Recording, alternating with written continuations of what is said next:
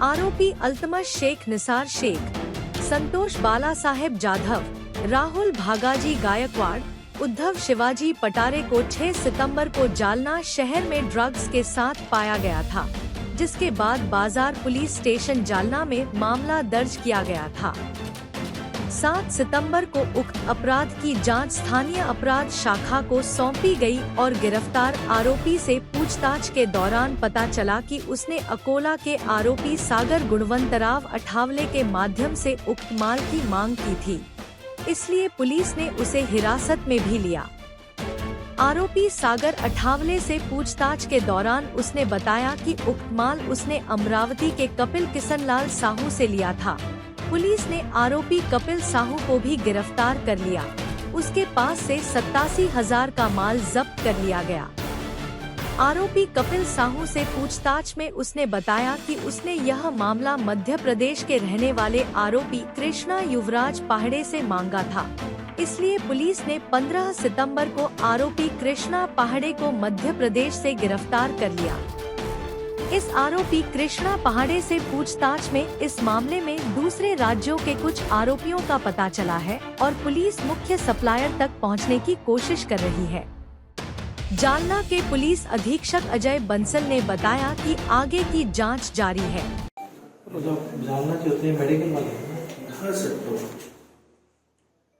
सब Jalna crime branch ने अवैध drug प्रकरणात औषधी प्रकरणात कारवाई केली आहे। किती आरोपींना अटक केली, किती मुद्देमाल जप्त करण्यात आला?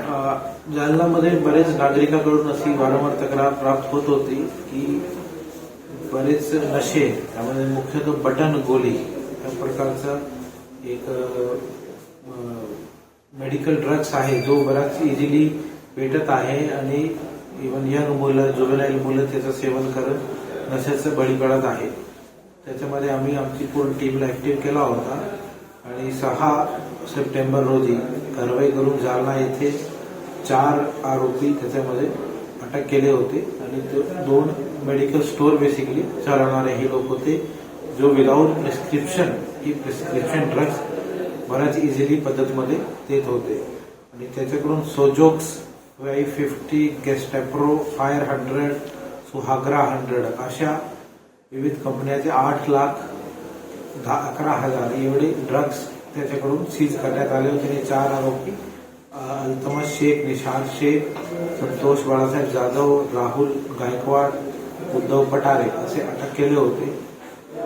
तिथे न थांबता त्या तपासला आम्ही पुढे घेतला आणि त्याचे पूर्ण सप्लाय रूट काय आहे ते शोधण्याचा यशस्वी प्रयत्न झालेला आहे।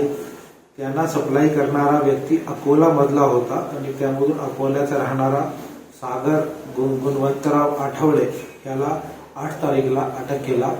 त्याच्याकडून तपासमध्ये अशा निष्पन्न झालं की अमरावती मधून त्याला सप्लाय येत होती आणि अमरावतीचा आरोपी कपिल किशनलाल साहू याला पण आम्ही 2 दिवसानंतर 10 तारीखला पीसीआर मध्ये असताना अटक करण्यामध्ये सक्सेस भेटला होता आणि त्याच्याकडून अटक करताना असेच हे बँड ड्रग्स पण त्याच्याकडून सापडले। मेडले, विगोरा 50, विगोरा 100, विगोरा झॅली असे करीब 87,000चा ड्रग्स त्याच्याकडून सापडले होते आणि त्याला अटक केल्यानंतर अजून पूछताछमध्ये ही सप्लाय रूट मध्य प्रदेश पर्यंत सापडलेला आहे आणि त्यामध्ये मध्य प्रदेशचा एक आरोपी कृष्णा युवराज पहाड़े राहणारा उमरिया जिल्हा मध्य प्रदेश याला 15 तारीखला गणपतीच्या 2 दिवस अगोदर अटक केलेला आहे पोलिसांनी।